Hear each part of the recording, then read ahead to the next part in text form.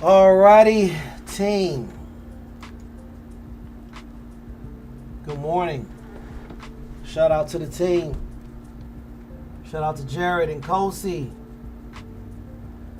I have a dental appointment. I will be back tomorrow. Good trading to you. Yes, sir. Yes, sir. I hope everything works out in Kosi. I'm not a big fan of today myself. Two things that I'm looking for, Jared. I'm looking for a drop down to this 669 area. I have an alarm at 670. This thick blue line that I have highlighted here, this fluorescent blue line I have highlighted here, is a sweep area. A sweep area. Typically, when the market comes down to this sweep area, you see it double bottom, higher low, took right back off. We're now coming back down. So I'm potentially looking for a call down here at the 670. Let me show you that on my plans. That are my first plans right here. A call at the 670 to do exactly what it had done pre-market. To get a call at this sweep area 670, take it right back to 672.2 and then right back to 674, today's pre-market high level. That is what I'm looking for. If the market, and then there's another play if the market, turns around and goes up past the 664, but I'm gonna take that out right now. I think I'm gonna take that out. Okay. So I'm really looking for a call down here at the sweep area to take it right back up to where the market is and was this morning pre-market. For a put, I would like to see a bounce back up to the 672.5 area and then a fail, okay, so that I could short a lower high, because we do have a controlled selling algo coming into pre-market this morning. After that big move up, we did a double top, triple top, and then the market has come down and put in a lower high. We are now on a leg down from the recent lower high at 672.2. So I would like to see a bounce back up towards that and a fail in order for me to get involved in a put. So my ideal area for a put is going to be a bounce back up to the 672.5 area and then a breakdown. Those are my areas. That is what I'm looking at. Bigfoot says 673 call, enter at 675. Okay. I like that. I had that too, Ben. I just erased it. I'm looking to get a call down here at this sweep area, potentially. Let's see what happens. The market is starting off bloody red, showing you that I do desire to take a put, but I want to see us bounce back up to this. Let me do a little illustration here. I want to see us bounce back up to this area. Let me change the color. So you can see something. Okay. I like to see us bounce back up to this area, and then I like to take that put on the way down. So right where we are currently, I would like to see us have a bounce up to this area and then come down. I don't want to chase it out the gate. Okay, that's one scenario. Another scenario that I now have to add is a potential call here as well. In this same area right here, a potential call right back up. So that's also what I'm looking for as well. As I've indicated with that call here at the 668, buying it at 670, 672, okay, area, first profit target 674, second profit target. But I'm not I'm not liking today. I'm not, in love with it, but we will look for opportunities as they present themselves. But that's what I'm looking for. I'm looking to get in a call here in this area that the market just came down to, right? Potentially now. First 5 minutes, very volatile, but I am looking for a sweep in this area. The market just hit my alarm. I wasn't fast enough to get in it. No one's fault but mine.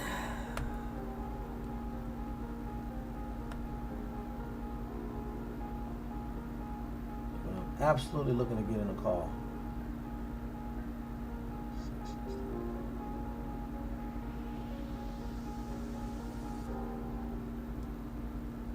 Got to be seeing something.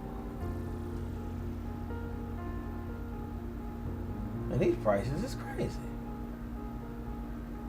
Why are these prices so expensive?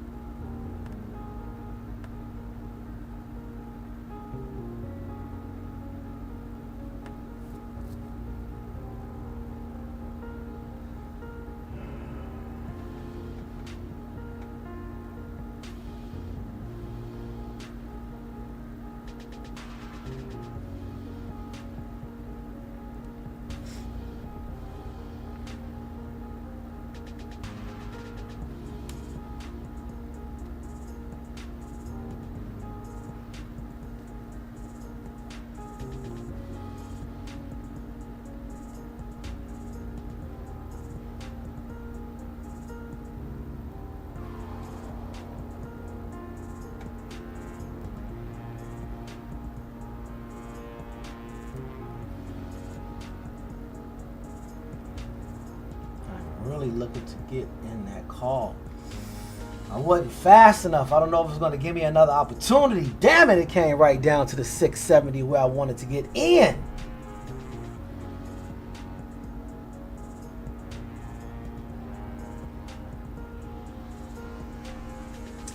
Patience.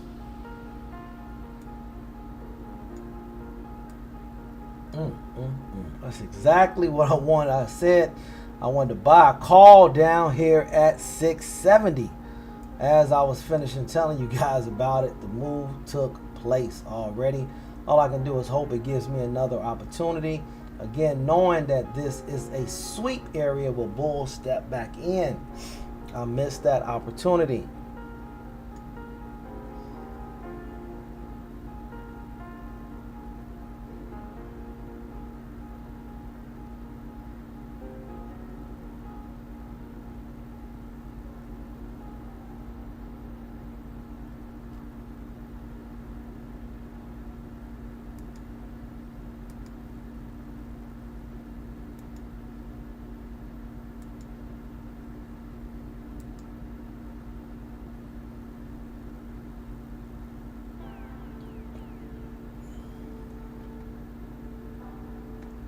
Bigfoot says 673 call.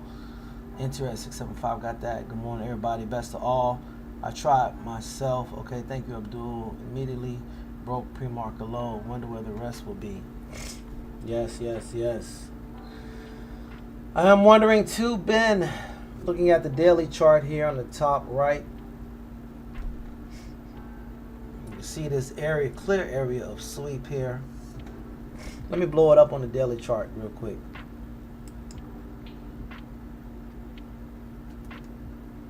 Always want to be as clear as possible. If I extend this blue line over, it goes all the way back over here to last week. This is a sweep area. It happened once here. It happened twice here. Once the market passed back over that level last week, it took off. And then it just happened again now this morning at that 670 area. Bulls are finding resolve at that 670 area.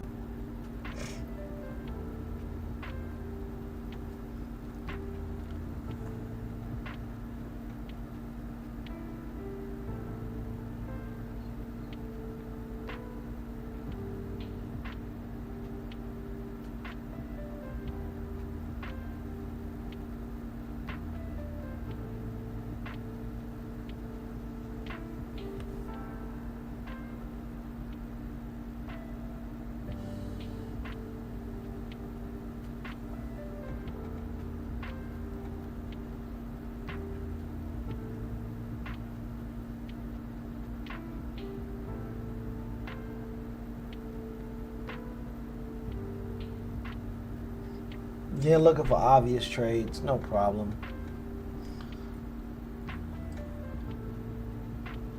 First 5 minutes very volatile. First 15 minutes can trick you. Retest. Got it. Oh, wonder what a retest will be. I got you.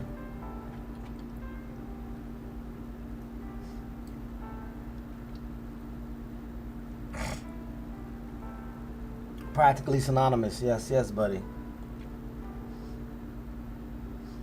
Jared, are you following this, Jared? We're in an overall control selling algo. The bulls have control of the week, but they're losing it. We understand this clear area of sweep area. As I was explaining it, it happened so fast. Came right down there, hit my alarm, and took off. And it's right now already up over $1.50.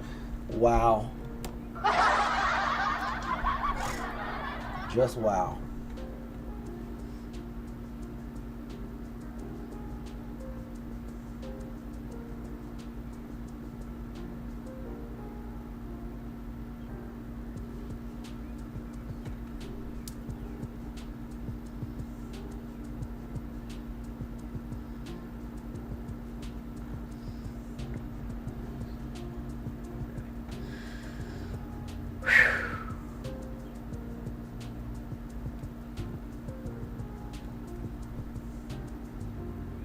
Sir.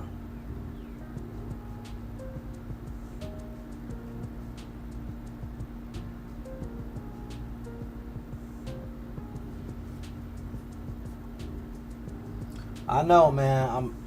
Just wow. What can you do? Yeah. Ben said it's happened to him too, trying to start early and earlier. Yeah, it was nothing I could do about it. I was late getting to the chart today. You guys saw how I was late even starting the live. Just got back in the house. I was up all night praying. Operating right now in about, I think I had about maybe an hour and 15 minutes of rest last night. But regardless, I'm still going to show up. But in the process of me putting together that plan, I was late to an opportunity, and sometimes it's like that. You have to be here in order to catch the trade. You have to be here to catch the trade.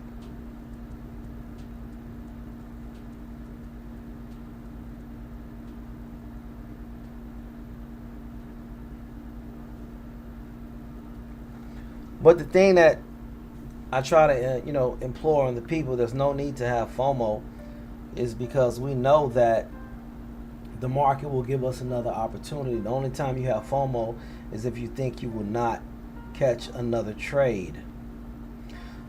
Big Ben, I just saw that you called me on the Discord. I'll definitely get back to you, buddy. Thank you for reaching out. And I just now saw it. That's the only reason why I haven't responded. Jesse said, I like that mouse analogy in Kosi.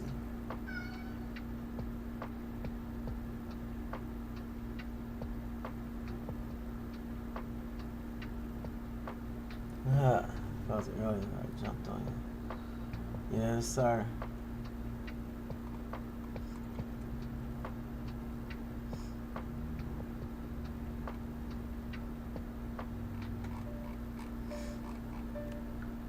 Working with what we got, taking what the market gives us. Only thing I really can do is reset my alarm back down here for that area, for that particular trade.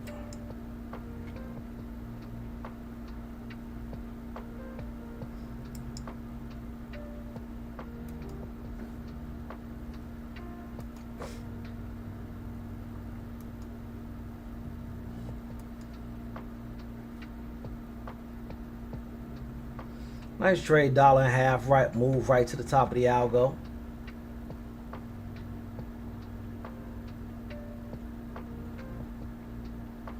Huge gap down from yesterday's close. Huge gap down from yesterday's close. Yesterday we closed at 676. Today the market opened up very, very low.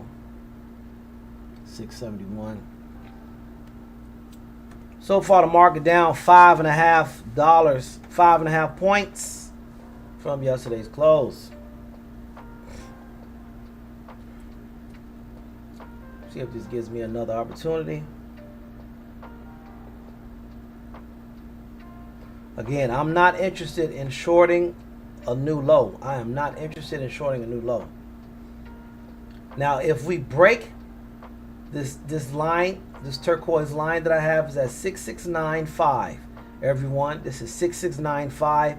I've identified this as a sweep area. Typically, in normal circumstances, the bulls find these sweep areas very appealing and they come back in with force. They've already done it 3 times in the past, and they did it yet again right out of the gate. It took the market right to the top of the algo, where bears stepped right back in as they typically do. And we are in a controlled selling algo. I'm just going to have to let the market do what it does. I'm going to go ahead and cut on CNBC, let them talk. I'm going to try to get me a little rest till one of these alarms go off. So grateful for the team to hold me down.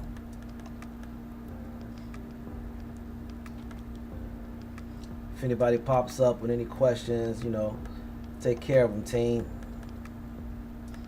You may hear my voice, but it's definitely a team effort.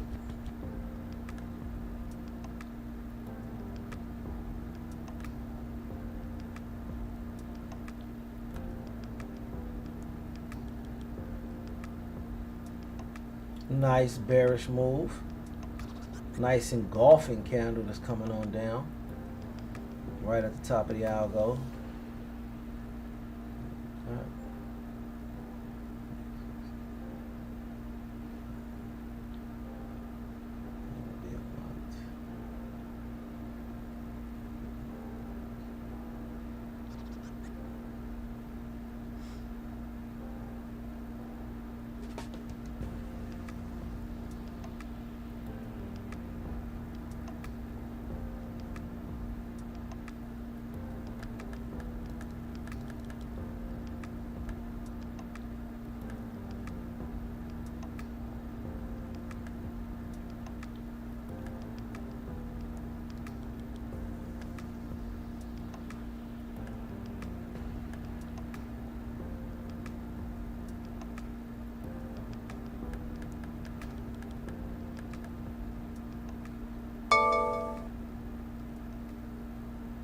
Okay, let's see if I get another opportunity to get in this call.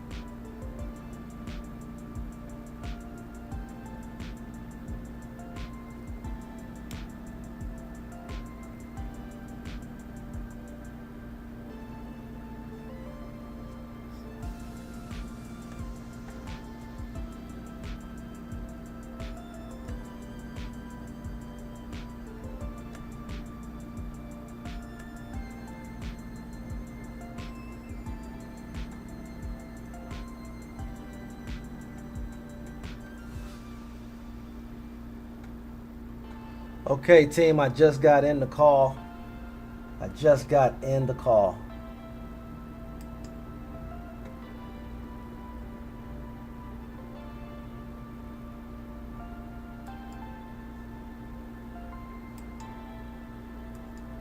Damn. Sheesh.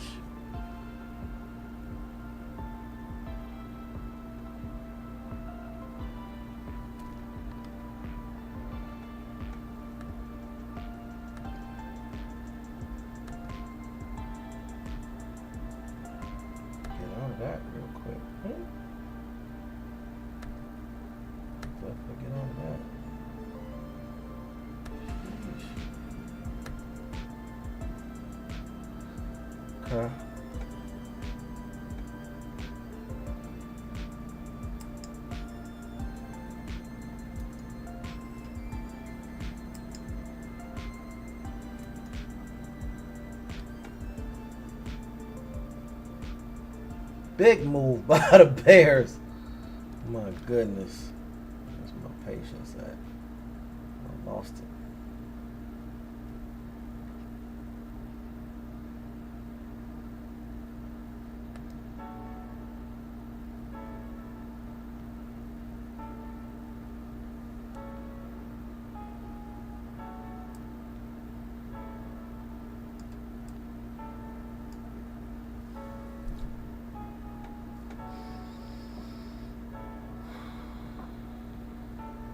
Here we go.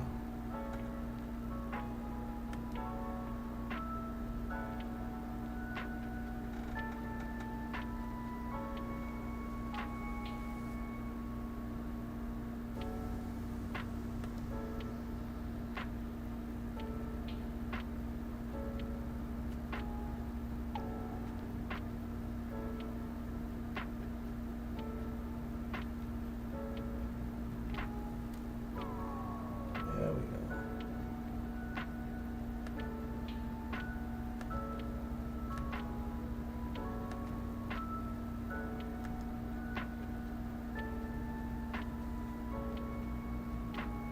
All right, I'm back in the call. There we go. There we go. There we go.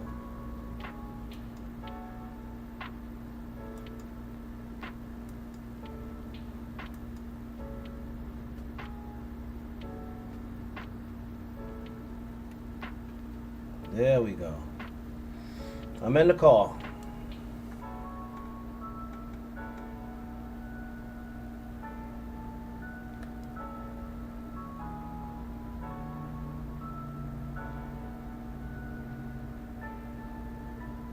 Yes, sir! Booyah! Booyah!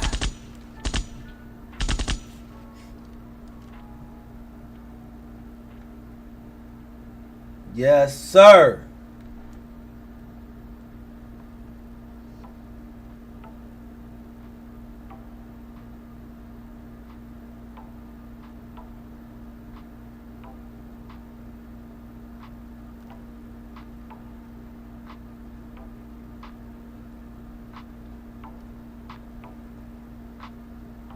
Again, I showed patience on that.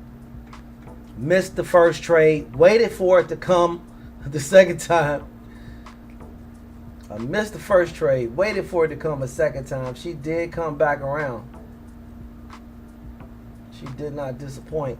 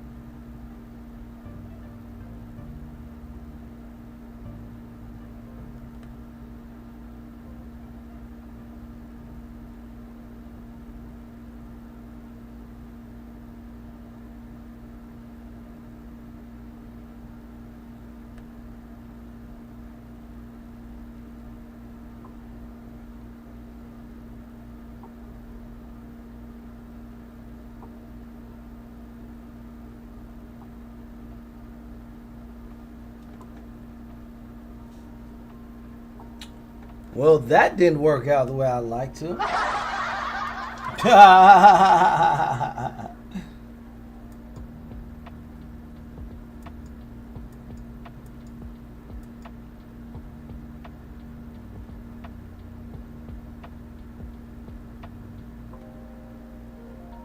I'm still in it, still holding. If she breaks a new low, then I'll get out. Using the low of today as my stop out area.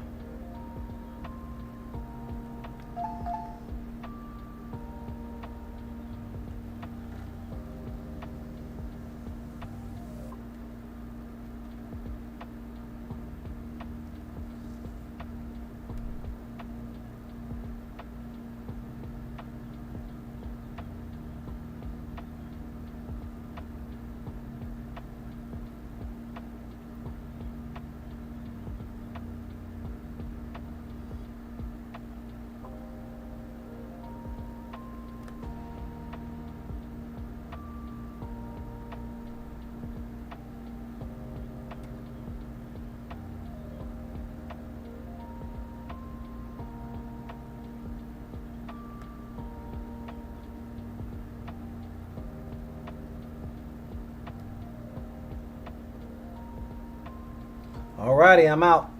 I took the loss.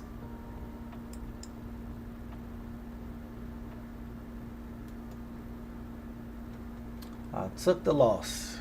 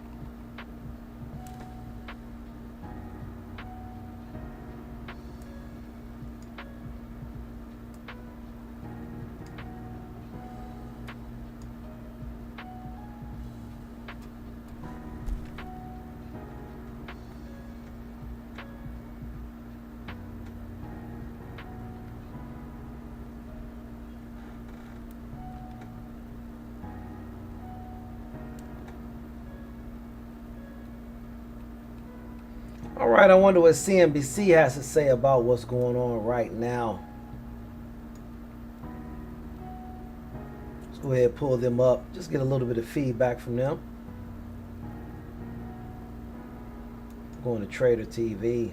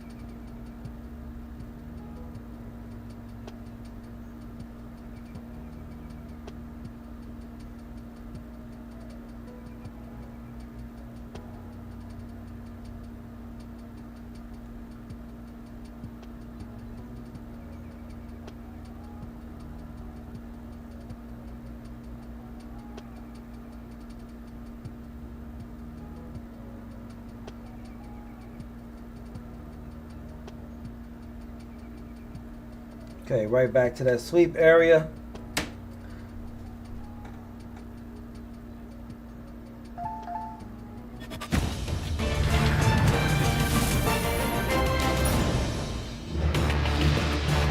Good Thursday morning. Welcome to Squawk on the Street. I'm Sarah Eisen with Carl Quintanilla and Mike Santoli. We are live at Post 9 of the New York Stock Exchange. David Faber's off today. Coming up this hour, we are all over the fast-moving developments in the Middle East and back the in the impact trade. on global markets as Iran warns about $200 a barrel oil. Former Israel ambassador to the U.S., Michael Oren, will be with us to discuss what the endgame could look like here. Plus, even more concerns creeping up around the private credit market as Morgan Stanley now limits redemptions at one of its funds. We'll talk about the potential contagion effects for the broader market. But guys, with the rise in oil prices, we are starting to get some new economic forecasts, right, for how this is going to impact the consumer. Higher gas prices, higher oil prices, higher inflation prices. Inflation, that is. Goldman Sachs put out their note from The Economist today, and they actually put some numbers on these new forecasts. So I just wanted to highlight it because, you know, this is what Wall Street is dealing with. They raised their PCE inflation forecast by 0.8 points to 2.9%. This is for the fourth quarter. For December. December, yep. They raised their core PCE forecast 0.2% to 2.4%. And then on Q4 GDP growth forecast, they lowered it by 0.3 to 2.2%. So, you know, got we're it this still looking time, at decent fellas. growth Got it of this 2%, time. but it's come down because of what's happening in the war. The peak unemployment rate, This they now time to say, add to is that, up to we have- 4.6 from 4.4.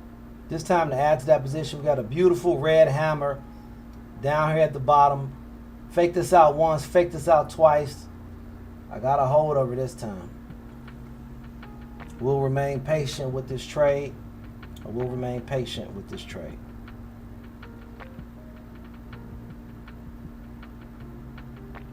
A new Fed chair potentially coming in, Kevin Warsh, if he gets approved, and he wants to cut interest rates, and now you have a PCE or an inflation rate that is closer to 3% than 2% if this kind of forecast comes true. Yeah, it's interesting. The stock market has been trying to kind of sequester the vulnerable parts of the economy in terms of what stocks are really getting punished, and it reflects that, right? A little bit slower growth than we thought. Consumer going to be a little more strained than expected. Equal weight consumer discretionary is down like 7% month to date, even though the S&P 500 tries to hold its range. Right here, it's kind of being, you know, making it difficult to give it the benefit of the doubt here as it keeps kind of testing those lows from back in December. But, you know, airlines down 15%. All the obvious stuff has been hurt. But more broadly, it feels like a relative trade back toward the U.S. because we are slightly more insulated than other parts of the world. And everything about the Iran shock has kind of caused these unwinds of the most extended trades. And one of the most extended trades was buy non-U.S. stocks. Another one was buy gold over Bitcoin. That's reverted. And sell the dollar. Another one was buy equal weight over big tech in the U.S. That has compressed as well. So I think right now the market is trying to get lucky and say maybe we can just get away easy on having this kind of pockets of weakness and then get through this period. But every day it goes on, you know, it becomes a little bit less probable. Pockets of weakness, I think, is an important point because, as I've been making this point over and over, we're coming from a really good place with the consumer overall, and just the latest color that we're What a getting great from some trade of these this is companies that are turning reporting out to earnings be. confirms that. Dick's Sporting Goods, for instance, with the solid more than 3% comp. I had a chance to talk to Ed Stack, who's the executive chairman of Dick's, about what they saw in the results. Here's what he told me. The business Yes, sir, is still Ben. clicking on There it all is. I cylinders. just hope Our consumer the pullback is is gonna be the really main well. thing. We had really broad-based. Looking to see how she survives this pullback towards the 670 is what I want to see.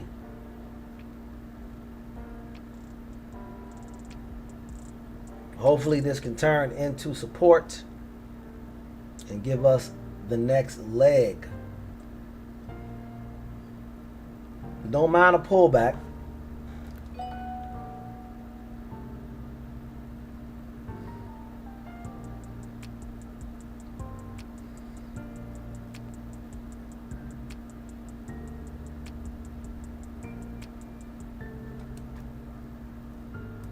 That the spring sports were happening, so that's a tailwind. Dollar General CEO on the call just in the last hour says we see healthy growth in customer traffic as well as average basket size. Broad-based category sales growth with positive comp sales in each of our consumables, seasonal, home, and apparel categories. So overall, broad-based growth. These are two retailers that are in sweet spots right now. Yeah. Both the dollar stores, right? They cater to value-oriented customers. Dick's, which has been a really strong category, but no real flags on the consumer, which is helpful if we are going into a situation here where gas prices are higher, right. Oil prices are higher. Yeah, that's the initial condition anyway.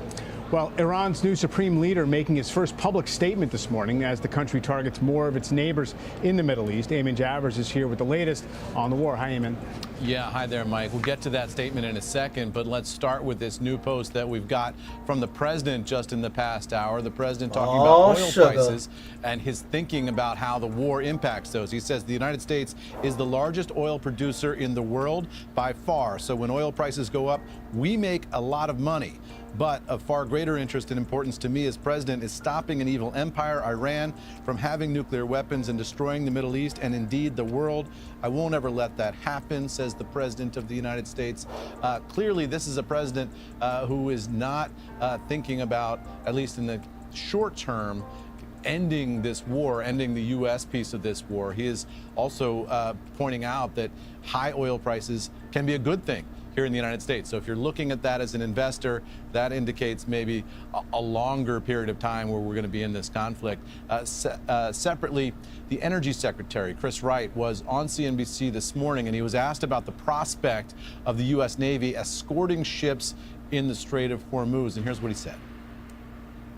It'll happen relatively soon, but it can't happen now. We're simply not ready. All of our military assets right now are focused on destroying Iran's offensive capabilities and the manufacturing industry that supplies their offensive capabilities. We don't want this to be a brush off for a year or two. We want to permanently destroy their ability to build missiles, to build drones, to have a nuclear program. A somewhat unknown time frame here, I guess you could say, between now and whenever the U.S. Navy might be able to clear the Strait of Hormuz. That's what I wanted to see. Come back down to 670 and turn it into support. Let's freaking go! That we got from Iran's supreme leader. Give me my money. Statement. He's doubling down on the strategy of attacking ships in the Strait of Hormuz, saying that is Iran's leverage. They're vowing revenge for the attacks on their supreme leader and leadership and the schoolgirls who were killed in Iran. He's also calling for all U.S. military bases in the Middle East to be evacuated, saying those are military targets, guys. So a defiant Iran right now, not an indication of an Iran that's willing to knuckle under or certainly declare unconditional surrender, at least in the short term. When President Trump says we're not leaving until that job is finished, Eamon, what is based on the communication we've had from the president and from the Secretary of War, Pete Hegseth, what does that mean? What does that look like? I mean, that's the central question here, Sarah. I mean, the administration has said that their goal is to degrade Iranian missile capacity, to degrade Iran's ability to project terrorism into the region, and of course to eliminate their ability to get a nuclear weapon. So those things can be subjective. The president has called for unconditional surrender by the Iranians, but we saw the White House kind of walk that language back in this press conference by Caroline Leavitt, the press secretary, earlier this week. She kind of redefined what unconditional surrender means. She said that in the president's thinking, unconditional surrender means that when he decides they have surrendered, not necessarily when they declare that they've surrendered or when any documents are signed or anything like that. So the president will simply have a state of mind saying that the Iranians have surrendered, and that will be the threshold. So really, it's just a subjective thing, and it's up to the president at this point. And it's unclear, what his thinking is, because he says two different things, Carl. One is he's in this for the long term. He's in this to win it, and there's a total commitment here. And the other one is he says this is a very short-term excursion, is the phrase he's been using. Kentucky yesterday, he says, we won. In the first hour, it was over. Eamon, right. To your point about some of these conflicting messages, actually, Goldman has a whole table of conflicting messages from all kinds of policymakers over the last few days. Eamon, we'll talk in a bit. Eamon Javers. Let's bring in Brian Sullivan, talk about the impact of this on oil. Wright actually gave us stuff on the SPR as well as the Navy escort stuff. Yeah, I've got some new news on the industry I want to get to in a second, but I want to address what Eamon was talking about the Persian Gulf, about the Strait of Hormuz, because I know it's impossible to keep up with all the minute-by-minute, hour-by-hour headlines that happen, but if this war is nearing an end, somebody forgot to tell Iran, because last night you saw 2 ships that were hit with either some kind of a projectile drone or maybe a bomb-laden drone boat, we're not sure.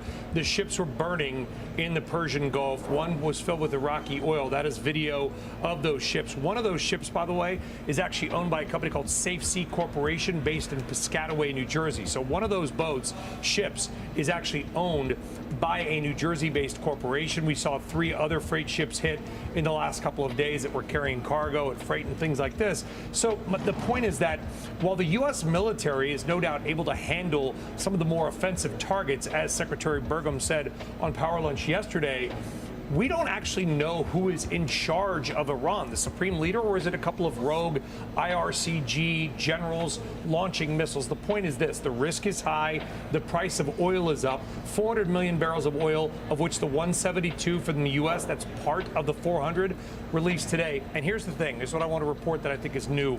Talking to industry sources this morning, there has been some ideas floated from the White House about tightening export restrictions on oil and or natural gas, primarily oil. Okay, I want to be clear, the industry that I'm talking to this morning is firmly against that. They said it will create logistical disruptions. It could actually raise costs. It's an interesting idea. It plays well with the public, right? If we potentially have a shortage, keep it here. Don't sell it around the world. Doesn't that lower gas prices here or no?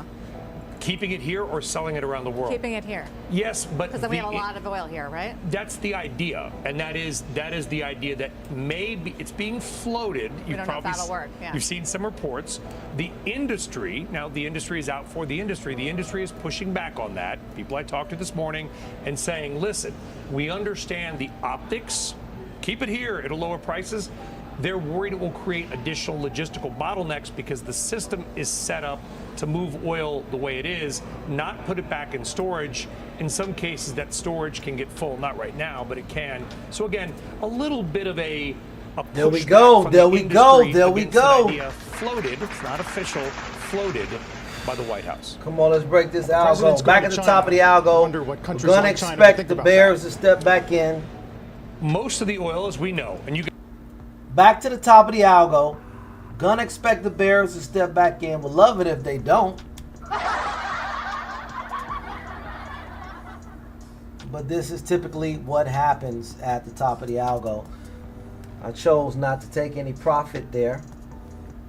Only time will tell if that was a wise decision or not.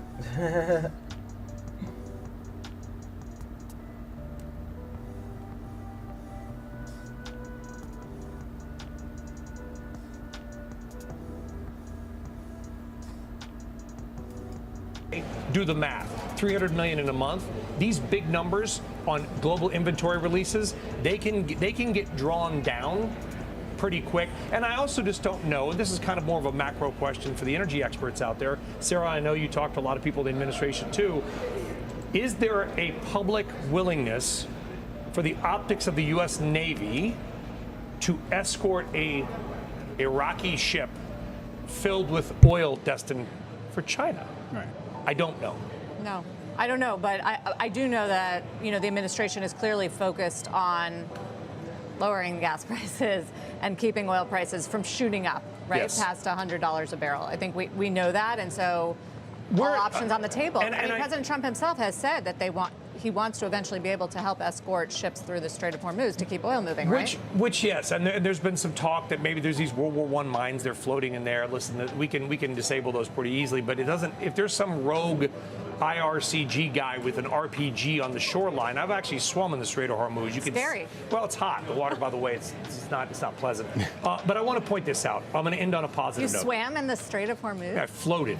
You did? Yes. Huh. It was, you could see Iran. The water was about 90 degrees. Not ideal. But I want to point something out on a serious note. Look at the price of oil. It's up 8.5% to 94.72. I'm not minimizing the effect of the rising price of gasoline, up 50 cents right now year over year. That's going to go up even more. But I want to say we're at 95. We're not at 125, not at 155. Price of gasoline in America has been this price. It was in 2023. Beautiful trade right now. We got an inverted head and shoulders. That's the area that we're in right now. Before. These are not uncharted waters. They are inflationary. And it depends on how long. I know you had Jan Hatzius on the other day, and he said, well, if it lasts more than a couple months, that we got to redo our models. Right now, these are manageable numbers for the economy at $3.60 a gallon. Now in California, it's $5.56. There's a lot of reasons for that. It's manageable, but also means that it won't create a demand response that people are going to use less until it goes much higher. Not yet. Yeah. 360 is not demand destruction. Right. Your point is well Left taken. shoulder. 550 across America, not Sure. in California where they're already paying that. 750 in California. Oh, yeah. 750 in Seattle, Hawaii. Those are demand destruction numbers. Yeah. People change their behavior. Industries change their behavior. They don't get on a flight, Carl, because the price of the ticket on an airline went up $250 because the airlines tried to cover the cost of jet fuel. We're not there. Inverted head and I shoulders. think it's about 3% of household budgets go toward Looking to see if gas we The can prices. break least this ever, by the way. algo. That's another, and Steve Leisman knows more about this than I do, but Got the my reality alarm is the set at input break cost of oil and even, gas so is I the won't lowest lose ever as a anything on percentage this of trade. GDP relative to where it used to be. Now in the But I definitely want 1850s, to whales was a be big patient part to of see if GDP. we It can was break huge. outside I mean, it of was this Nathaniel algo. Philbrick. He If wrote so, books And the about it. whales are grateful. My The next price of food profit is the Lowest lowest ever target relative to the is- consumer basket before the inflationary period, too, but it really ticked by the people way, off. the Chris Wright when it and went the up. Wright 672. whale are both very thankful. Baleen 672. sperm also in that I have an camp. alarm God. there All right, as Brian. well to alert Thank me. you. Thank you. Sweeter's going to hit Pleasure my having you, profit as always. target. It's Brian going to Sullivan, hit here's my our roadmap for the rest of the stop. hour. Still ahead, former Israeli ambassador to the U.S., Michael My Oren, stop will is join set at us. break His even. read on what the endgame could look like in Iran. Plus, the secondary effects of the conflict. We'll right talk to one investor shoulder who holds forming, needs it has to across form. energy, fertilizer, No and other problem with that. commodities. And more rising concerns around private credit as another firm limits redemptions. And now Jeffrey Very Gundlach patient. weighs in, warning of worsening stress. More squawk on the street in a minute.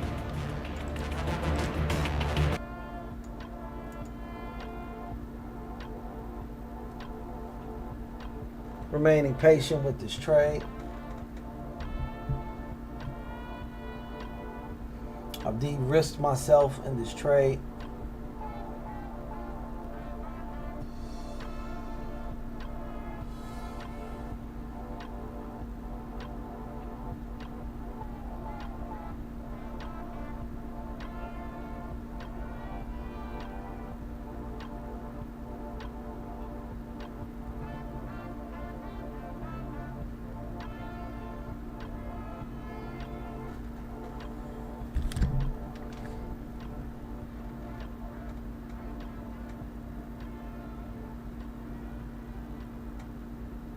Retesting the 5-day moving average.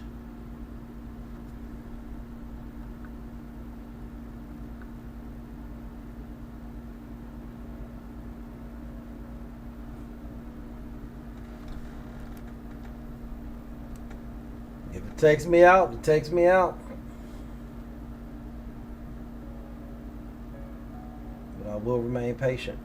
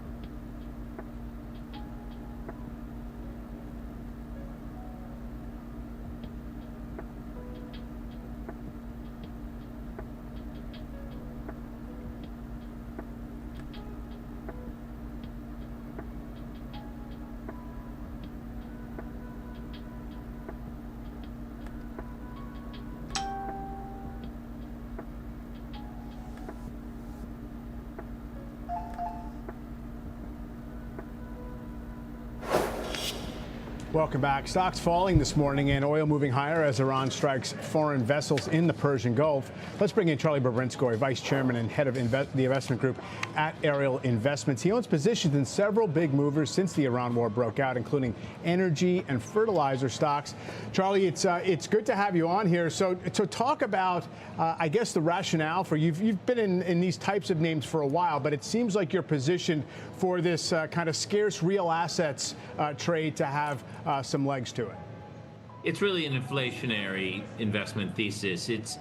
The Trump administration has done a lot of things, immigration, tariffs, the big beautiful bill that cut taxes, deglobalization, and now the Iran war. I happen to be a Republican. I'm directionally supportive of a lot of those things, but they all are directionally inflationary. And I think that we're now staring at dancing at my stop area, dancing at my stop. It just hit will in Washington and to I'm bring out. those under control. So the basic theme has been Took a that break the market even is trade just on that, too and optimistic I'm about the done direction of for inflation. today. There was this idea that we were headed inevitably to 2%. I think that was just wrong. And so I'm investing with an Twice I was a up lot in of sectors profit that are and didn't asset take it. heavy, that will do well in inflationary environments. Twice I was up When in it comes profit to something and didn't like take Mosaic, it, the looking fertilizer for stock, I mean, is it the bigger move, as it linear didn't as, happen. Scarcity, we can't get enough, the prices go up and it benefits these companies? Try or is there again tomorrow. a point at which that becomes something that they can't work with? It's a good question. You really do need fertilizer to grow most crops around the world. You can't live without it. Farmers can apply less, but even at these prices, the return, the yield that you get from fertilizer is still very, very positive. Thank you, Sir Knight. The world is also consuming more food. Thank you, Sir Knight. The diets No, we are just getting listening better. to Those are MSNBC. protein-based diets. A cow Because or with a the chicken consumes a market great temperature deal of right grain. now, you have to And know so the what's demand going for on fertilizer minute by keeps minute. going up, and what Mosaic Because is it has every assets in slight North news or America every quote which from don't pay the President tariffs and which have much 47 lower transportation has a costs. direct effect on the And market. then on the energy side, I guess the big question is how long might prices up here last? What is implied, I guess, by today's prices in terms of the duration of this crisis, and can the companies, continue to work with this? Also, Yeah, so we put these energy I'm not that investments in active place right now before as war I broke normally out. am. The basic thesis So I'm was also using that the market was MSNBC assuming demand to for assist oil and me, gas was going so I don't have to decline talk as with a much. move to electric cars. These stocks were trading at incredibly Come up low with my multiples, plan. I 7, put my 8, plan 9 out on times the earnings. That never chart. made sense to us. If you We missed think it, let that me with show you what that expansion was. of the world's I had a plan economies, today demand for oil and gas is where I going was to looking increase, to not decrease. buy a We 668 got call, a get in at temporary a blip, 670, and looking the at the forward curve for 670 oil as a is negative, sweep meaning area, that the market thinks that as the it has price of been oil a is going to sweep drop in the area. future. I don't think. Hold on. As it has been a sweep area in the past. I showed the team. Let me pull it up for you. Here on the daily chart. I showed the team where this 670 has been a sweep area in the past. Going all the way back to last week, we got here, bounced, got here, bounced, broke through the 670 area. And this morning, we bounced a little bit from it and then came back down to it. I tried the trade twice. It didn't work. I was in profit twice and didn't take the profit, looking for that 672.4. Already identified this controlled selling algo that I had showed the team coming into this morning. Putting in lower highs, lower lows, lower highs, lower lows. When the market got down and created this new low of the day, the 668, we had a beautiful 3-candle bullish reversal signal. This is on the 2-minute. On the 5-minute, we had a very nice red hammer, which is also a bullish reversal signal at the lows. That worked great. Didn't take profit there. She came back, used that 670 as support. I thought that was a great sign. Went right back up to the top of the algo and was stopped. And the very next candle, the bulls stepped back in and then broke that 670. I'm not into roller coaster rides, so I got out. Just that simple. Keeping my risk very tight. And just, these are not normal trading days. This is not a normal trading time, so the market is not acting typically as it normally would. Understandably, we're at World War III. And because we have the type of president that we do, we have to always be abreast as far as what he may be thinking or what he may be doing, and how that in itself can affect the market. So I cut on CNBC so that I can hear exactly what's going on and get another perspective and catch some real-time news when it drops. Thank you, Sir Knight, for asking that question. And thank you for taking the time to stop by here at this channel. We do appreciate it. And thank you very much, sir. Should still have some exposure here. And what Palantir CEO Alex Karp told us about his firm's role in the war. All of that coming up on Squawk on the Street. Don't go anywhere.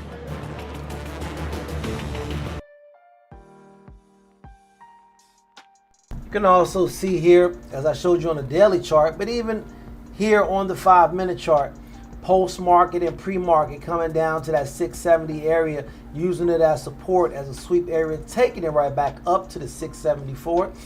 Coming right back down here, I thought we would do the same thing. We did, but it failed. It's just like that.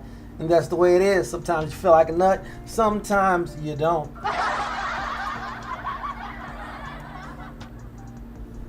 We'll try again this tomorrow.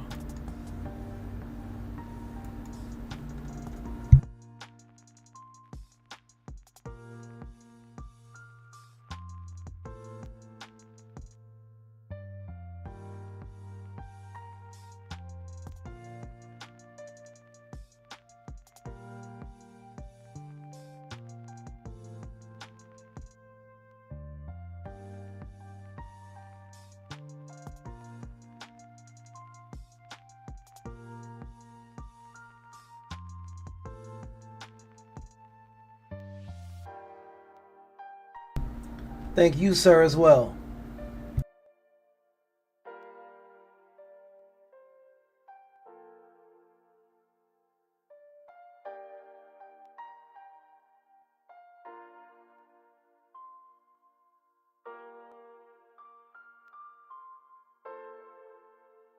Typically at this time, we would take pre-market off the chart, but the price range that pre-market has given us is very valid.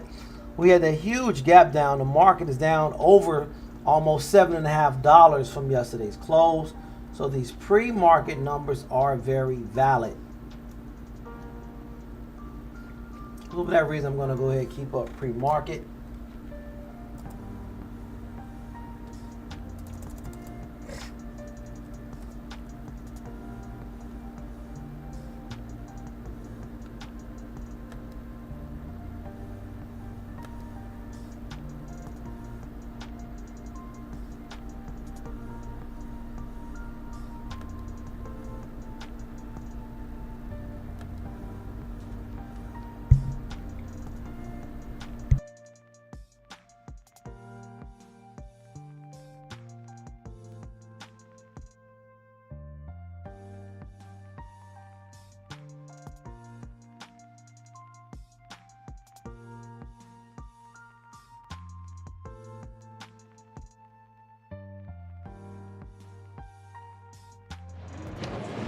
Welcome back. It's an hour into trading here. Stocks are lower across the board. The S&P is down a little over 1%. The NASDAQ down more than that, 1.4%, because you do have groups like information technology at the bottom of the pack today, industrials, financials, communication services. They're all weak. What's working?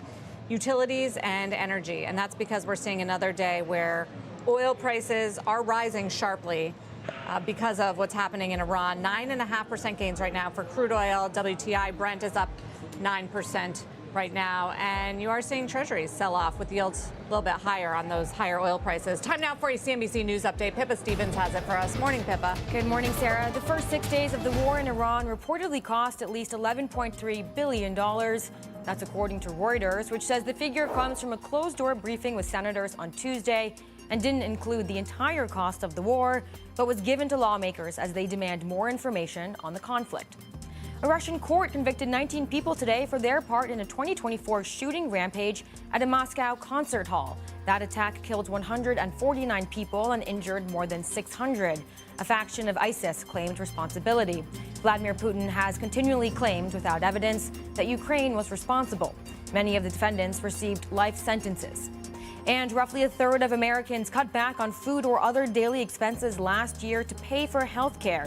That's according to a new report by Gallup and West Health. The percentage was higher for people who don't have health insurance, with nearly two-thirds saying they've made at least one sacrifice. A separate Gallup poll finds almost 10% of people have put off retirement due to health care costs. Carl? Pippa, thank you very much, Pippa Stevens. After the break, former Israeli ambassador to the U.S., Michael Oren's with us with his take on what might come next in the Middle East. Palantir's chief Alex Karp was with us this morning. You'll hear what he told us in his first interview since the war began. And another big interview on CNBC. Do not miss ARK Invest's Kathy Wood later today on Power Lunch, 2 p.m. Eastern Time, breaking down some of this volatility in tech and crypto as we're back to 66.90. Stay with us.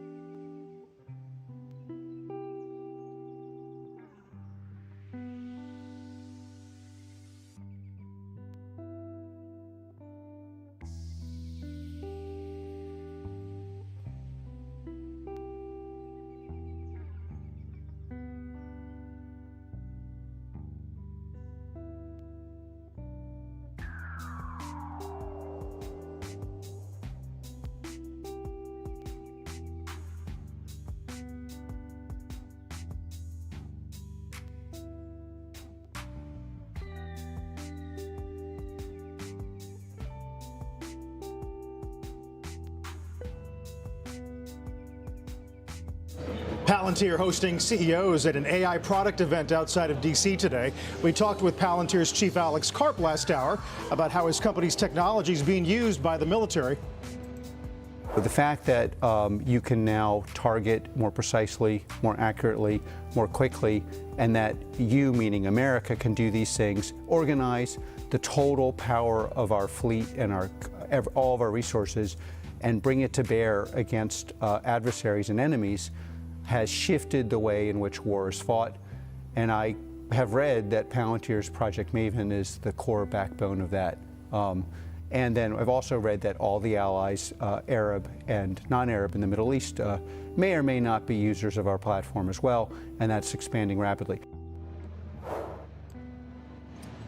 I think the patriotic message from Alex Karp, I think he made an important point about this current war, which is our adversaries and enemies are witnessing an ability to fight that they don't have, which has been, our technology, or his technology, and what is being used on the battlefield. I also thought, so he talked about Anthropic a little bit, right? Yeah. And said that they were still using Anthropic despite the their products still do work with Anthropic products. Yeah. But I think that Dario Amodei could take a lesson from the PR playbook of Alex Karp when it comes to sounding very patriotic and backing our military, even, no matter what he decides ultimately on, what the U.S. government can and can't do. I mean, Karp's whole message was, we are here for our troops, we are here for our heroes, and we're going to support them. Karp also said nobody believes it, but when it comes to domestic surveillance, Palantir has a hard line against it. So he says he thought that Anthropic could make that distinction. That's what I mean. Yeah, it's kind of like a narrative, change the narrative. I don't know if he's demonstrated that that the products are not used by the government in such a way that could compromise, some of those principles of domestic surveillance. We obviously have to, trust him on that. All right, for more on the war and what comes next, let's bring in former Ambassador Michael Oren. He served as Israel's ambassador to the U.S. for 5 years, from 2009 to 2013. Joins us now from Israel. Mr. Ambassador, thanks again for the time. As investors globally are trying to figure out, and we all are really, where this goes. President Trump says he wants to finish the job. What do you think that looks like? Always good to be with you. And just a word about what Alex Karp was talking about, because that goes to investors. One of the big fields for investment is certainly in military technologies. And, during the Cold War, there was a big question, which bloc had better military technologies, the Soviet bloc or the American bloc? What was a better plane, the MiG-21 or the Phantom? And that debate has been conclusively decided.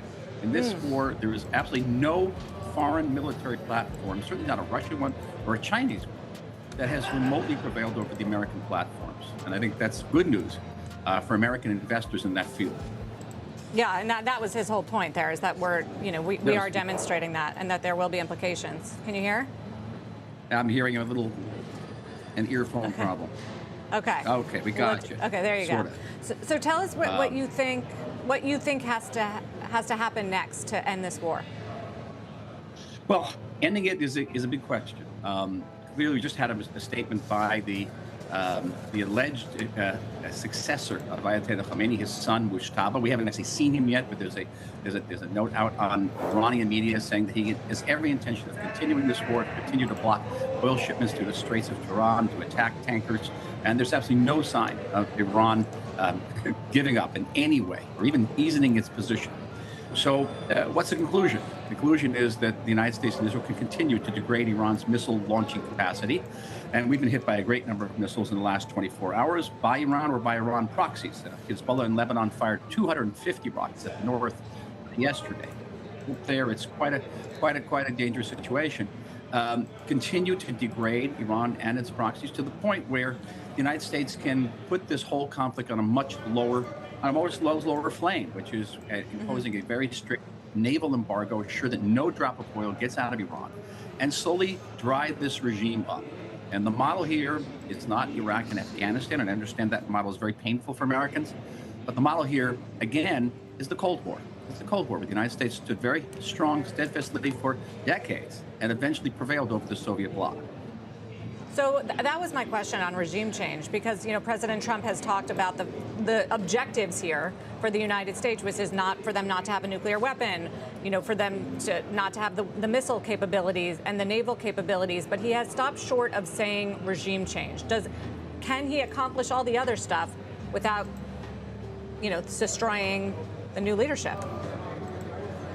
Well, he certainly can degrade all these capabilities. We can destroy their nuclear facilities. We can destroy their missile launchers and their missile-making facilities and their arsenals. And we can create a situation where they can no longer support their proxies around the Middle East. Look, we've had a situation in Lebanon where Israel is attacking Hezbollah very robustly, but it's not just Israel. Here, the leadership in Syria, which detests the Iranians, is actually closing its borders to Lebanon. So Hezbollah will have a very hard time rearming or even paying salaries to its terrorists. And that's how you do this. There's There's no quick fix here. There's no what I would call Mount Suribachi moment where, soldiers get up on a mountain and raise the American flag. That's not the way wars are fought, and not the way wars are won in the 21st century, certainly against an enemy that doesn't really care how many ships it loses, doesn't care how many people get killed. All it cares about at the end is surviving.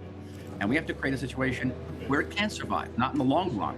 But that may take longer than this intensive war of the last 12 days. Ambassador, a lot of ink's been spilled this week on whether or not there's white space between what the United States sees as an end goal and what the Israelis see. Do you think there's a difference? I think there's a certain fundamental built-in difference, and that is the United States is a very big country, far away from the Middle East, not threatened with imminent destruction. They're threatened with destruction in the long run. And Israel's a small country in Iran's backyard, and we are very much facing existential threats, not just threats from Iran. And so that's built in. The fact that the United States, under its current leadership, understands that if you don't meet the existential threat now, you will meet it later under far more adverse circumstances, which is precisely, I think that's the calculation, leads to a dovetailing of our interests and our methodologies and our strategies. We hope that kind of cooperation and understanding will continue. We also understand that there's a different political situation in the United States. In Israel, this war, in spite of the very deep political divisions in this country, many people are not particularly fond of our prime minister. Even the opposition heads have fallen in behind Netanyahu, and the war has received something in the order of 95% approval by the population. It's quite extraordinary. We understand that's not the case in the United States, and the president is under pressures that the Israeli leadership is not having to face.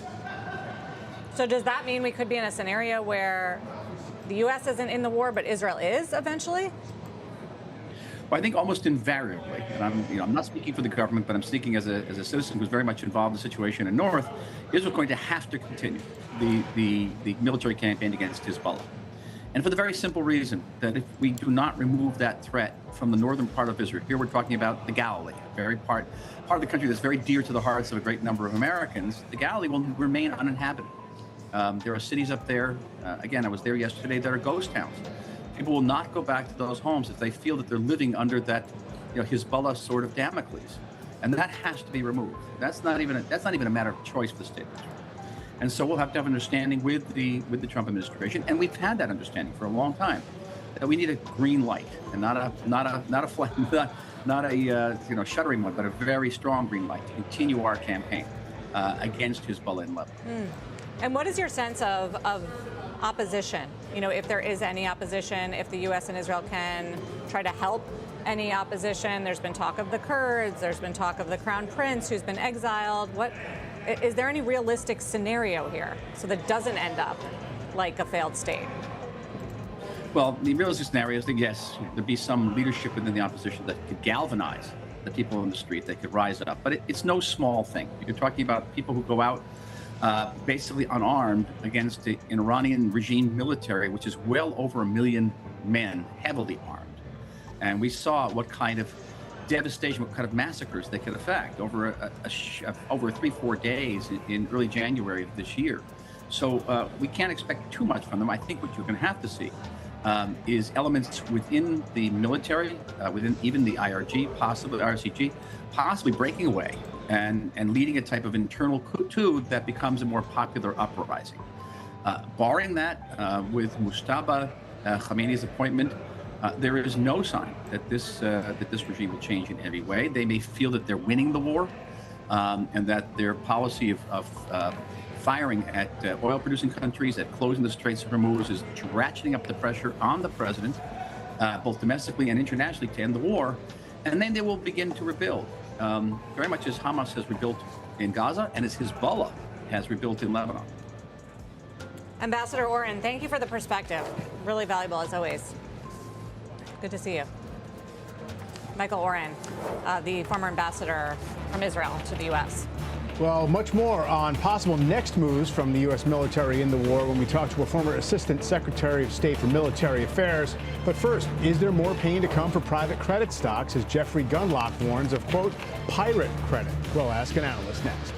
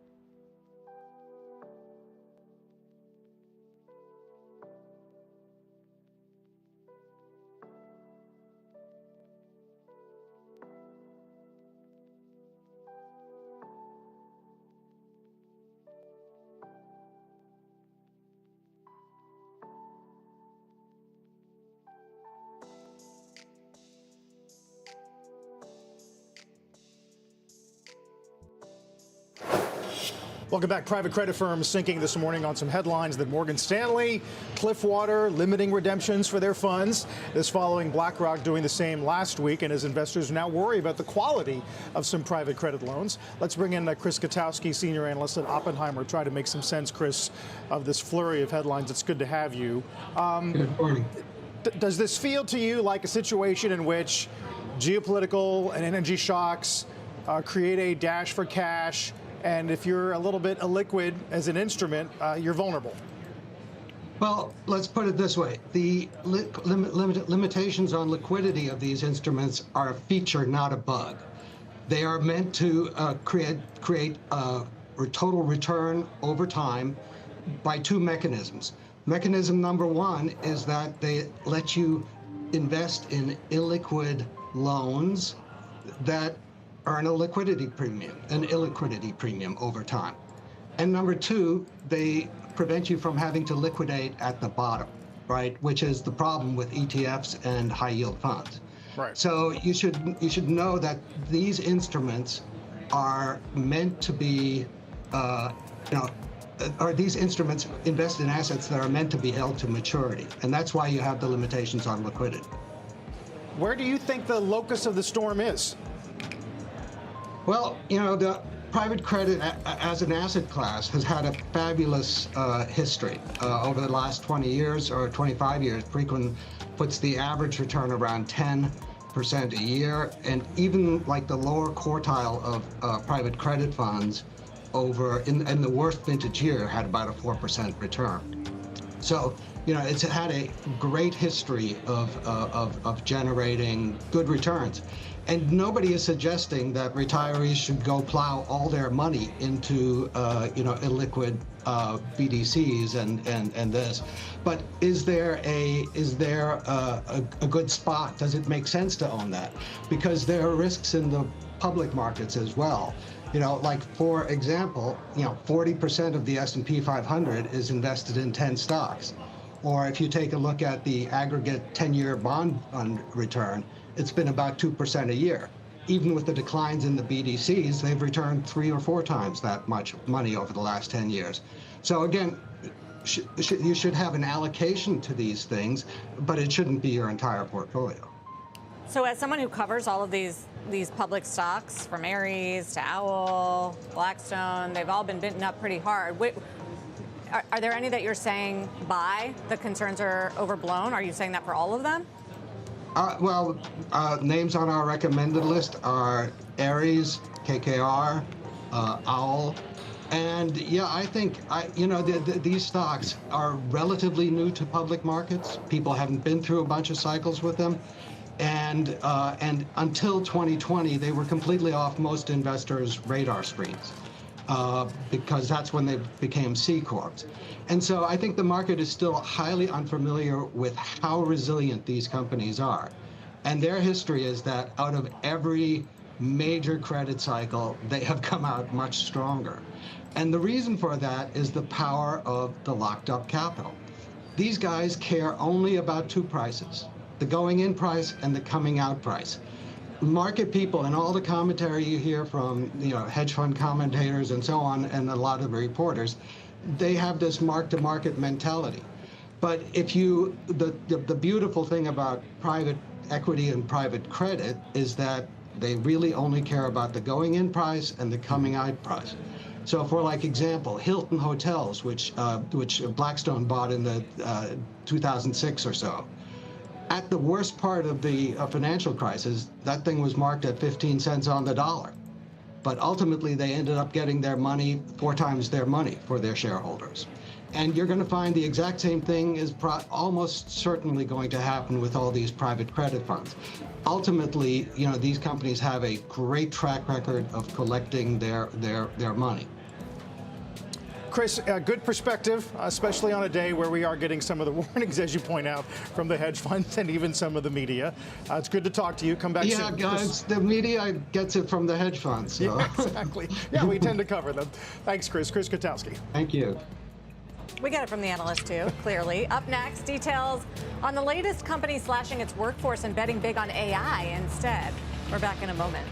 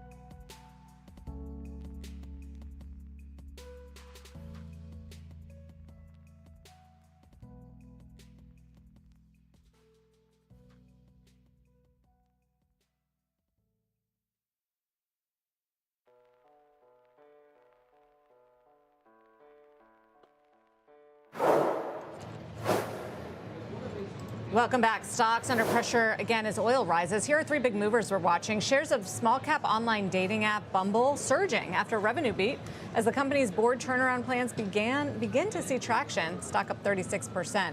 Satellite and space company Firefly Aerospace also seeing big gains after a successful launch of its Alpha rocket for the first time in nearly a year following multiple explosive and other mishaps. And then Atlassian shares are gaining after announcing plans to cut 10% of its workforce, around 1,600 jobs, to fund investments in AI and enterprise sales, and renewing the debate, guys, about whether AI is coming for everyone's jobs. It wasn't that long ago that Block announced it's cutting 40% of its staff because it's focusing more on AI. I think the big question here is, are these troubled companies that have to rethink their own narratives and disrupt their own businesses? Because, I talked to Mark Benioff, for instance, of Salesforce about the Block decision. He said, well, we all know that company has problems. Guess what? Atlassian has problems too. The stock is down, let's see, 65% in the last year. Or is this something more widespread that's coming for the broader economy? We just don't know yet. Well, what they do clearly know is they have to send the signal that they're intensely focused on it, and it's kind of code red, and to use the term, and let's see if that helps. People give them the benefit of the doubt that they are figuring out, they're going to spend some money on acqui-hires, whatever it might be. But yeah, at least try to rethink the premise of the business model. I guess what I'm saying is Atlassian and Block don't represent the broad corporate America or broad U.S. economy. Are they early leaders? Yeah. I mean, maybe that sort of Citrini note is still fresh in investors' minds, but sure. I think that others would say, these are problematic companies that had to rethink their models. Right, trying to paper over some tactical errors with an AI excuse. As for CRM, by the way, again, the Dow's best gainer today, and that's going to take you back to pretty much the beginning of February, trying to undo some of the damage. The Jan-Feb losers to continue to get a little bit of a bid, but the market's walking a fine line here. It's treading near the closing lows, which would be under the December low at this level. So banks down again. So it's not giving you a lot of hope that the market's figured it out. Mike, we'll see you this afternoon, 4 p.m. Eastern. A lot more on the sell-off in the energy market when we're joined by energy trader Bill Perkins as Money Movers begins in a minute.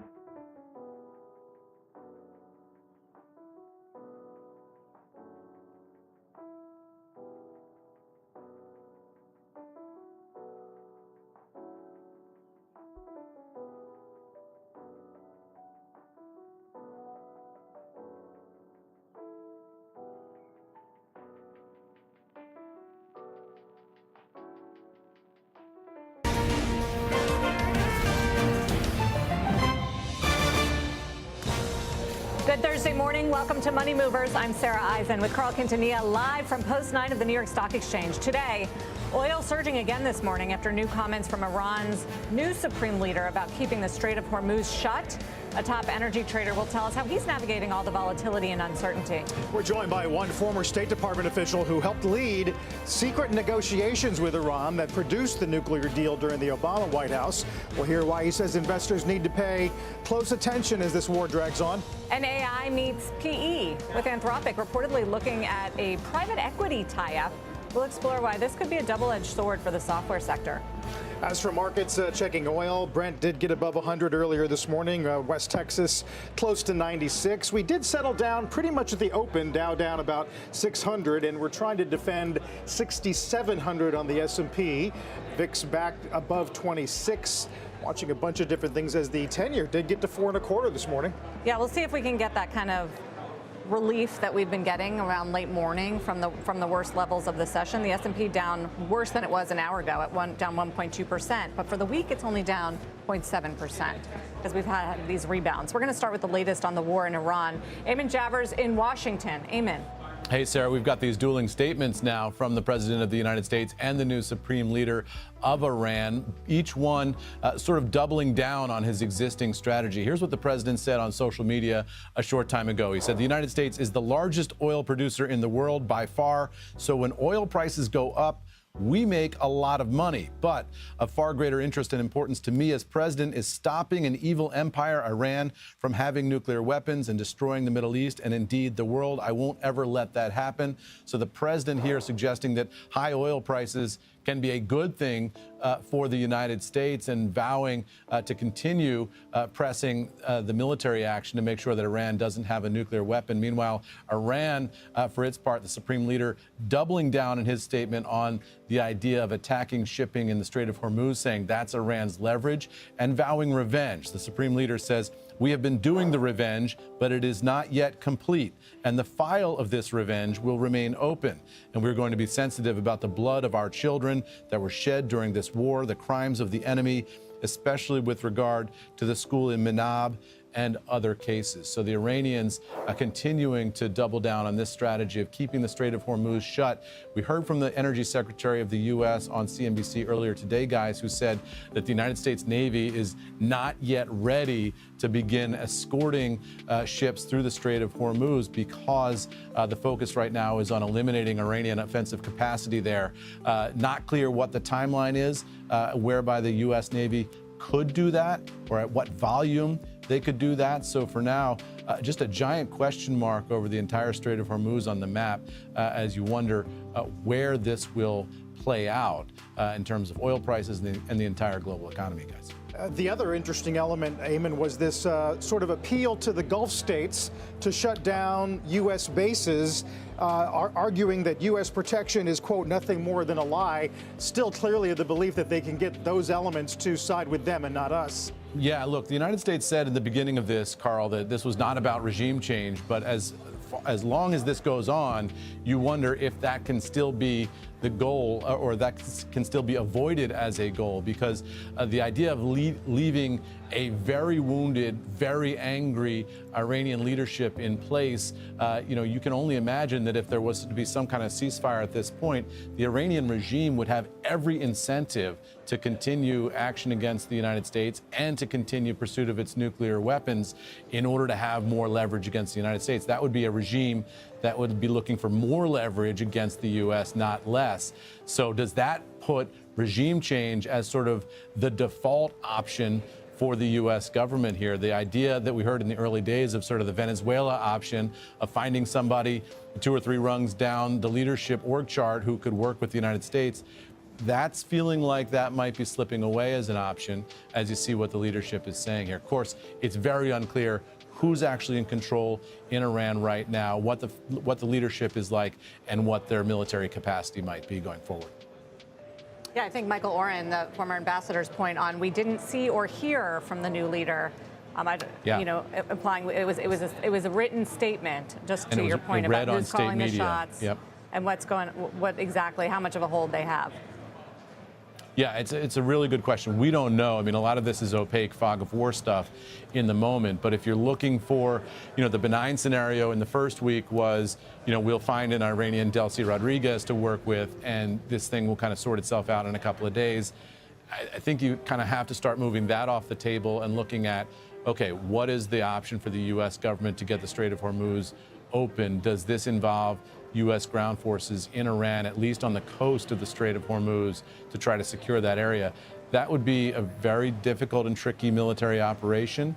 Not clear that the president wants to go that far, but at the same time, not clear that the president can simply turn this off like a spigot at this point, because even if the U.S. stops its bombing campaign, no real guarantee there, if the Iranian regime is in power, that it would stop its campaign in the Strait of Hormuz. That might be something that the president now can't control.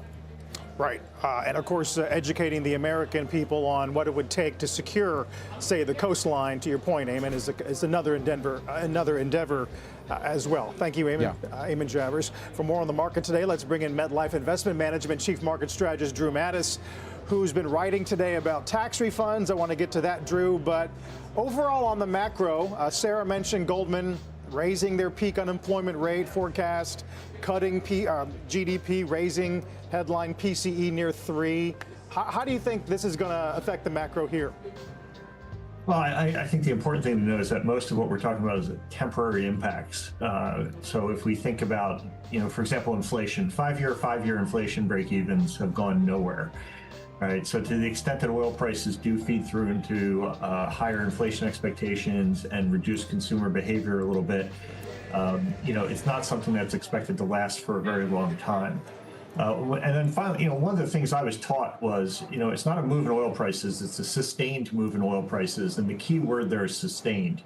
So we've had a short-term blip in energy prices, yet feeling it. But if oil prices come down reasonably quickly, and they may or may not, but if they do come down relatively quickly, then the impact of this should be relatively short-lived. I don't think this will be something we'll be talking about at the end of the year. So you don't think, even if we got something resembling a resolution, you think oil would revert back to lower prices? Some argue they'll be structurally higher versus pre-conflict. Well, the question is, structurally higher could mean a lot of things. It could mean $1 higher than where they were, right? So it's a matter of the magnitude and the sustainability of that. And I think it's reasonable to assume that if we get some sort of resolution that oil prices would go back down. Where they would go is an open guess. But I think, the direction of travel would be lower than they are right now. And that would have, that would mean that the negative effects from higher energy prices shouldn't be taken off of a $95 or $96 a barrel price, but something lower, and then we have to kind of revisit the math in terms of a forecast. So overall, what kind of impact on the economy are we looking at? I think we're going to have a temporary hit to inflation. I think that's reasonable to assume. But the key word there is temporary. And then in terms of, what it might mean for kind of the Fed and the like, I think the Fed can look through this. If anything, the Fed's going to be more focused on if there's negative growth effects from this. So to the extent that you are expecting kind of a weaker GDP or something like that because of the inflation story playing out in energy prices, they're going to say, wait a second, five-year isn't moving. Long-term inflation expectations are not moving, but we have a weakening growth story. So how do we offset that? Assuming that by the time they get around to a meeting where they would have thought about cutting interest rates, that this situation hasn't resolved itself by then. So do you think the bond market then is mispricing the situation, taking out cuts? I think, yes, they're being a little too preemptive in taking out cuts. I think the long end is kind of behaving as we expected through this year. The simple fact of the matter is that there are, inflation is going to be sticky to the upside and was going to be before this situation. And so there's no real reason to expect 10-year yields to come much below 4%. Do you think they go to 4.5? They could. I think there's probably more risk of them going higher than lower. But I don't think that we're talking about a sustained 4.5. I think the fundamentals of the economy, where nominal GDP should end up, really points to 10 years being in a 4 to 4.5% range. Right. You wrote about tax refund season today. There were a lot of hopes that refunds would give us some positive externalities out of the beautiful bill. Your argument is that that's not tracking maybe as high as some expected. No, we're up a few $1 billion in individual tax refunds, and that's well below, I think, what people were expecting. And then if you look at things like non-withheld taxes, so taxes people are paying because of gains in the equity market or the like, those are up quite large amounts. And so when you kind of net everything out, you're not really looking at any sort of huge improvement in kind of cash flows to U.S. consumers coming from the tax refund season just yet. Now, it could be that a lot of people who are going to get refunds aren't expecting them, and that's a whole other thing. But at least for people who were expecting them, you would have expected them to file early, and you would have expected the aggregate numbers to be large. And really, I think that compared to what market expectations were for consumer spending based on tax refunds in the first half of the year, they were probably a little too aggressive. And so the market's going to have to kind of rethink how much the consumer will be spending this first half of the year. What are you looking at? Because Bank of America put out a note this week showing that they're tracking, at least 10% higher than they were last year, and actually has accelerated week to week. They might be looking at average tax refunds. I'm looking at the aggregate numbers, and I would say Bank of America also put out a note saying that only 10% of those tax refunds were going to get spent. So, I think that we have to bear in mind that it's not just how much is coming back to any individual group, but in the aggregate, how much is coming back and how likely are they to spend it once they get it. All right. Good point. I guess we'll see. We have until the 15th, right? That's what they say. Drew, April 15th. Drew, thanks as always. Drew Mattis. When we come back, the IEA's planned oil release, not enough to quell prices. Brent now back above $100 a barrel. We'll talk with one energy trader about how he suggests playing this volatility. Of course, it's not only oil that's being impacted. Fertilizer shipments moving through the strait are being disrupted. We'll look at the move in some of those names, which again lead the S&P today, and talk about the potential ripple effect on food.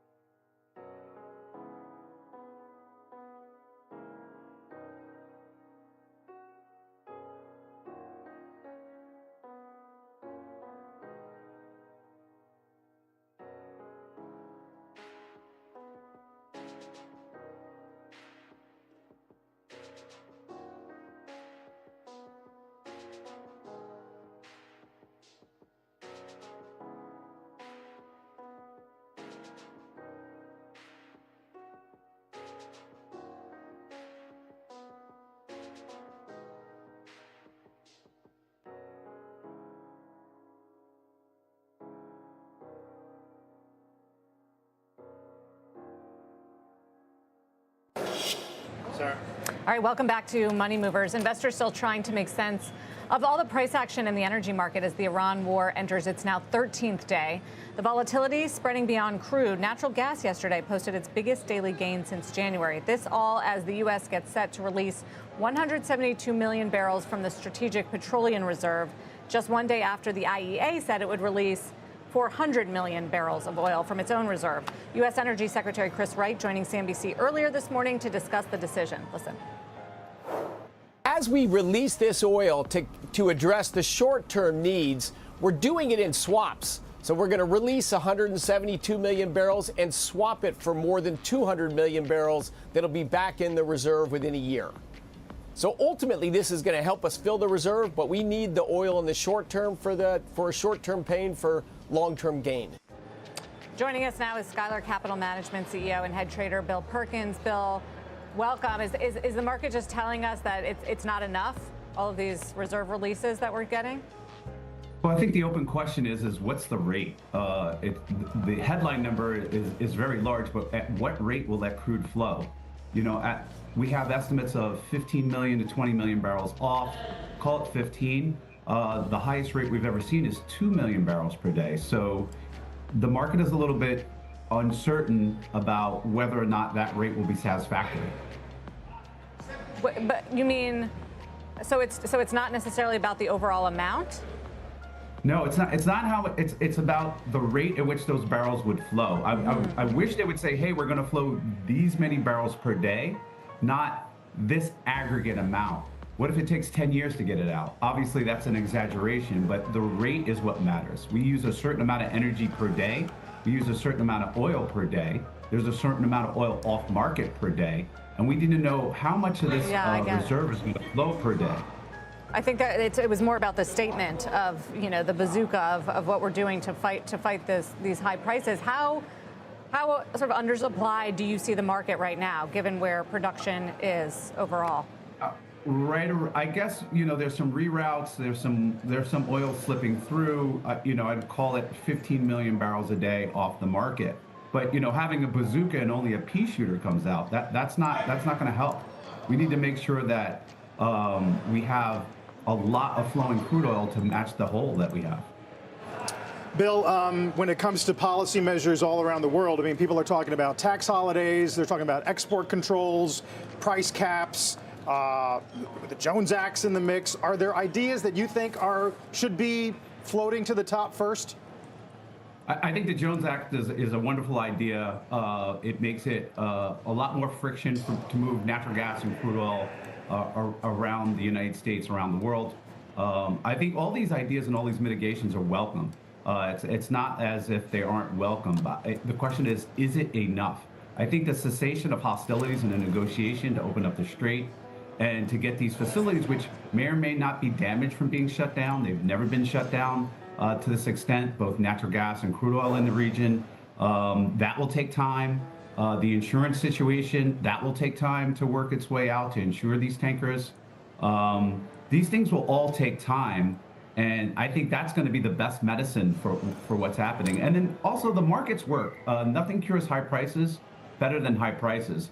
And so right now these high prices are signaling people to cut demand a little bit. Right. Yeah, we heard, like, for example, from Casey's General Stores, they argued that you'd begin to see some demand destruction here on retail gas in the 5 range per gallon. Make sense? Makes sense to me. I mean, people are, at the end of the day, these are going to be consumers with budgets. They're going to be companies with budgets. They're going to be alternatives that they'll be looking at. The invisible hand of the market, I like to call it the invisible fist because sometimes it punches you in the face as a trader, will work as prices rise. And so the market is providing the function that it does. It provides a signal to people to, hey, let's conserve, let's switch, let's reduce demand. So what are you doing, Bill? Are you just trading in and out of this? I mean, I'm listening to every expert on geopolitics and military analysts that I can. Ultimately, any long or short bet is a bet on how long this strait will be closed, both from a natural gas perspective and a crude oil perspective. This is not my area of expertise, Middle East politics and war. And so we've been just reading as much as we can and taking in as much information as we can to have an opinion on how long this would last. And currently, I think it's going to last a little bit longer than consensus. I don't see a 2-week solution or a 1-month solution. Yeah, well, I mean, although you're not a Middle East expert, I'm sure you're well schooled in a distribution in the Middle East of crude and energy. I just wonder, you know, we've pointed out that the Iranians likely knew there would be policy responses like we've been talking about. And I wonder if it's your expectation that they are thinking about what happens when some of these reserves, for example, do run out. I think they realize that these things help, but it's not enough, and their ultimate leverage is the Strait. And so, as long as they're going to continue to fight or be at odds with the administration, that there's no deal, no leadership change, then they are going to have maximum effort to keep that closed, because they're aware of the infrastructure upstream. They're aware of the previous historical rate that we've been able to release crude oil barrels, and this is not lost on their strategy. So once again, any type of crude oil go down is straight opening and barrels flowing. I don't think it's going to be these mitigation measures. I think it may slow the rise, but ultimately this thing needs to get solved for energy prices to decline. All right, Bill, thank you very much for joining us with some of the color that you're seeing. Thanks. Bill Perkins, Skylar Capital head trader and CEO.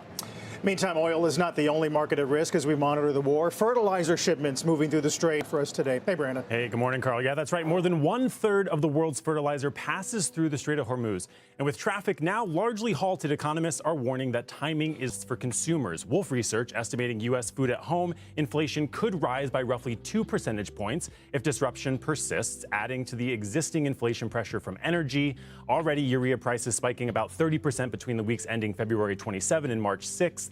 Now, according to one trade group, the Fertilizer Institute, their chief economist telling me she, quote, would imagine that there would be much more passing on of these costs to consumers in this scenario, which is not something we have seen before. Now, they've actively been pushing for prioritization of fertilizer shipments over oil if and when the Strait becomes traversable again, or we get some of these escorted shipments that we've been told are coming. Higher costs, though, for farmers, agriculture, retailers, and especially some meat producers like Tyson and Hormel, heavily sensitive to crop costs, have seen shares hit hard in recent weeks. Fertilizer producers, on the other hand, benefiting from the price hikes. Mosaic, Nutrien, and CF Industries all surging higher, reflecting a rare upside for the industry, Carl. We're lucky in this country, Brandon, where we do grow a lot of our own food, but the situation's a lot more dire for countries like, say, India, which is trying to get urea from China, because a lot of these countries in Asia import almost all of their food. Yeah, look, this is a very global issue, right? And in the U.S., as you point out, a lot of our fertilizer imports do come from our neighbors to the north and south in Mexico and Canada, but there is still some reliance on what's coming through the Strait. Now, you also have to factor that into what that could mean long-term, the fact that we are in a growth cycle here in the northern hemisphere, an opposite cycle down in the southern hemisphere. So if this problem does go on for as long as 6 months, say, that's when you start to get into the other side of the cycle and you start to see that even further global impact too. Okay, Brandon, thank you very much. Some of these stocks at the very top of the market, CF Industries and Mosaic. Up next, Rivian just revealing new details about the pricing for its newest model. We'll bring you that after the break. Plus, we're joined by a former top advisor to the presidents Obama and Biden, a lead negotiator on the 2015 deal. Why he sees a chance of a diplomatic end to the war growing increasingly unlikely, when we're back in a couple of minutes.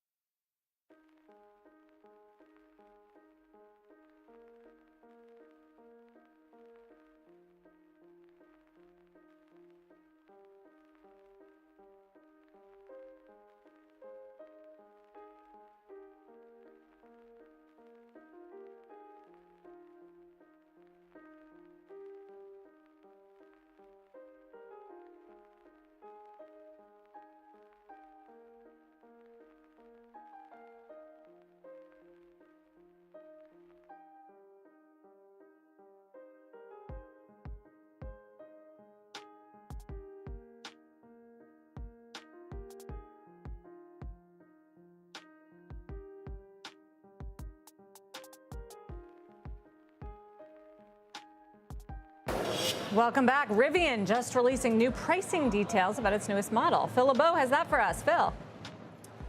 Hi, Sarah. This is the R2 we're talking about, which goes into production this quarter in Normal, Illinois. And the pricing today for those who have put an order in and are saying, yeah, I'd like to get one, you're going to be paying for the top of the end model, at least initially. This is the pricing just announced, $58,000 essentially for the performance top end model. That's going to be the first production later this year. You see the premium model at $54,000. We don't get the standard model or the base model at $45,000 until late next year.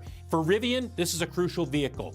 This is the vehicle that they need to be successful in order to make it to sustained profitability. And when I've talked with RJ Scaringe after the most recent earnings report, he's pretty confident that they are going to be able to ramp production and ramp deliveries. Their delivery, by the way, as you take a look at annual deliveries from Rivian, their guidance for this year is for deliveries between 62,000 and 67,000 vehicles, with a good chunk of those being the R2, and then they're going to be most of the vehicle deliveries in 27 and 28. Again, this is the key to getting profitability. Take a look at shares of Rivian. They're still expecting to lose between $1.8 and $2.1 billion this year, guys. So they're not out of the woods at this point, and it's a bit of a battleground stock in terms of analysts. Some look at the R2 and say, look, I think this could be the vehicle that could truly compete with the Model Y and can be an effective vehicle for raising production or raising deliveries. Others look at it and say, in this environment, given that the EV tax credit went away, given the fact that at the price point where they're selling, it's not down under $40,000, you're going to have to work pretty hard in order to make this successful. So we'll see how this pans out. But also, I mean, good for EVs that with gas prices rising so much right now, that could be a tailwind. Right. That could be a tailwind, but it's got to be sustained, Sarah. We've seen this over the last 20, 30 years. You have to see sustained high gas prices. It can't be, it's up for a couple of weeks and then it comes down. If it's up there for a couple of months, then you have a different story. Makes sense. Thank you, Phil. Meantime, getting a news alert today on the outlook for rate cuts. Let's turn to Steve Leisman. Hey, Steve. Good morning, Carl. Yeah, traders in the Fed fund futures market are losing confidence in the possibility of rate cuts this year. They're still clinging to a single cut, but they have dramatically moved that down the road. You remember back a month ago, it was at a 77 or an 80% chance, 70% chance of a cut in June. Now we're barely holding on to the possibility of one cut in December. And we're looking at now, like before the war, it was 86% probability of that first cut, 48%. And then by the time December rolled around, there was a 96% chance. And even going back, speaking about the second cut, there was a 77% chance of that a month ago. That second cut is completely gone. Obviously, this is a reaction to what's happening in the 2-year, which is broken out of its range near 370. The 10-year also still within the range of 4 to 430. But the Fed funds futures market moving along with that. We have a Fed meeting next week. We've got critical PCE numbers coming tomorrow. And I'll just show you guys what this may be a reaction to, which is inflation concerns. Take a look at what Goldman did with their forecast. They took off 0.3 of a point on GDP because of they're thinking about a $98 average oil price. PCE inflation up 0.8%. That's the headline. Less coming into the core, which the Fed follows more closely, and more unemployment. We'll have a full look at what the street is thinking in our Fed survey next week. But right now, that's just one indication. The market's thinking more inflation and doubting whether or not there'll be any rate cuts this year, Carl. Yeah, we were just talking about that with Drew Mattis, and he was saying that he thinks that maybe the bond market is underpricing the odds of rate cuts because ultimately the Fed's going to focus on demand destruction from all of this and sort of look through a temporary increase in the price of oil. So he thinks there's going to be more rate cuts than what you're reporting. Well, I'm just reporting what the futures market is pricing right now. Right. So you tell me what jobs are going to do. I'm reading, Sarah, and I'm sure you are too, three scenarios. Nancy Lazar from Piper Sandler has a very nice piece about how this oil crisis is not your father's oil crisis, going back to like 1991, talking about how much less dependent we are on oil and thinking, you know, we're going to power through. And they're not changing their forecast almost at all. I'll have a better survey of some of these changes tomorrow, collating them now. But there's others who are much more pessimistic, and those are like, the U.S. is just going to be a glancing blow to the strong U.S. and resilient economy. Yeah, I mean, even the Goldman forecast, which you mentioned, Steve, they point out when you combine the impact of an energy shock and a geopolitical shock, the impact on hiring and capex is double, in their view. I think that's an important factor. You know, Carl, there's always this X factor with these things, and you try to put yourself in the shoes of a small business or business owners when it comes to the kind of decisions they'll make. Well, they make decisions